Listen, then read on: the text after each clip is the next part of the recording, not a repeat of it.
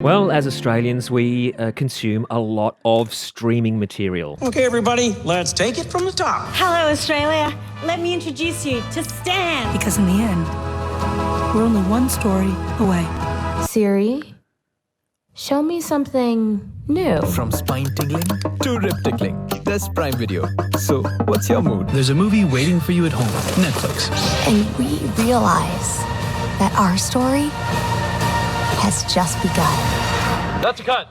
Yep, that is a cut. Do we see enough local stories and products on these platforms?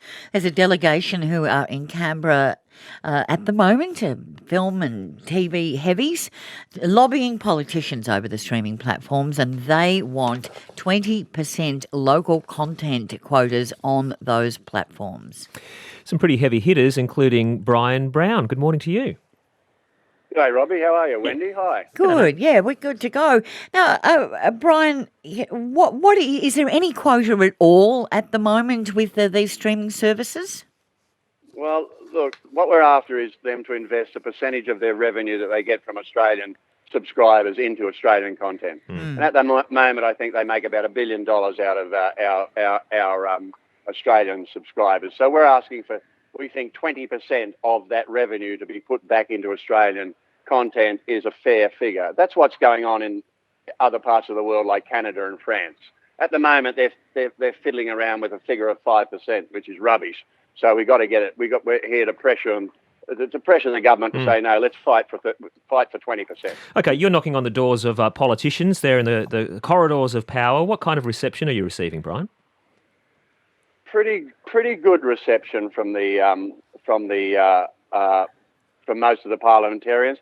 I find a lot of the time is a lot of decisions are made without really going to the coalface and finding out from the practitioners what's really going on. And I think there's a little bit of ignorance here. I think there's a lot of sway from the streamers, of course, and they get access to Parliament because of their size and power. And sometimes they get to push their case a bit more heavily than what we can. But look, we're getting a pretty good hearing here, and we're hoping that we can come to a figure that we're all agreeable on. Because I guess there are some states, Queensland in particular, which is saying, well, we're experiencing a boom in filmmaking here because of COVID-19, and the federal government has just spent $216 million to lure those 22 international feature films and TV series to Australia, but that is not enough, you're saying? No, well, that's got absolutely nothing to do with it. I mean, that's offshore production being encouraged to shoot here, particularly while COVID's on, and we're a safe haven, and we're encouraging them because it does provide lots of jobs for people in the industry. But soon we've been here before with all the promises in the world. As soon as COVID's over and Brazil offers more or Canada's closer, they'll be off there. Yeah. And so we are throwing a lot of money. I mean, I read in the paper the other day that George Clooney and Julia Roberts are coming here to make a film. And besides this offset, they're also being given $6.4 million by the Queensland government. Well, I know that'll pay one of their salaries, but we can make a whole movie on that. Yeah, and I guess the other aspect to this is the philosophy of telling Australian stories as well, Bryan. Well, that's the core of it all, isn't it? I mean, look, I've been here before when we didn't have anything. I grew up when there was no Australian stories being told. It was just English or American was all I got to see or hear. That changed in the 60s, and with support from governments on both sides for the last 60 or so years, we've been able to make some wonderful shows. I guess people don't realise just what a fragile industry it is. You can go back. It can be taken away. So, we seem to have to fight all the time for culture, but it's massively important, and the fight's therefore worth taking on. This is a great opportunity to really explode in a way. If we get that 20% from them, that can encourage a lot of production, a lot of development. So it's definitely worth us fighting hard for this. Shouldn't you be asking for 50 and take 30?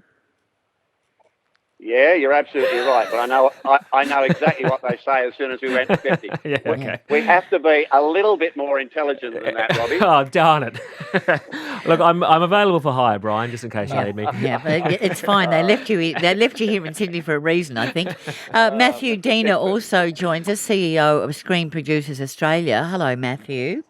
G'day, how are you, mate? Have you done any sort of back of the envelope figures about the money that you might get if you look at the big streamers, Netflix, Stan, Prime Video and Disney Plus? Yeah, well, look, they're already, and I know Brian mentioned $1 million, I think they're almost up to $2 billion of next year. So with that sort of investment, you end up with probably, about 300 to 400 million investment back into the economy, back into Australian stories. And you've got to remember what happened last year was that the government cut the regulation off of a lot of commercial television and subscription television because of the pressures they were having. Something we want to continue having a conversation with the government about. But really, if you get back to sort of even part of that percentage, it is only going to fill the hole that was created. So we're looking to make sure we've filled the hole from where the other broadcasters have been deregulated, and ensure that we have, lots of great opportunities to grow our industry.